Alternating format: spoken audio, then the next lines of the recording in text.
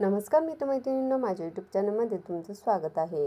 मंडळी, अधिक महिन्यामध्ये काही करायला नाही जमलं ना तरी एक गोष्ट नक्की करा बरं का. कोणती आहे ती गोष्ट सांगते ऐका. यंदा 17 मे ते 15 जून आलेला आहे अधिक महिना, अर्थात धोंड्याचा महिना. आणि या अधिक महिन्यामध्ये अनेक वेगवेगळ्या प्रकारचे व्रत, वैकल्य, उपवास, त्याचबरोबर स्तोत्र मंत्रांचं पठण या गोष्टी केल्या जातात.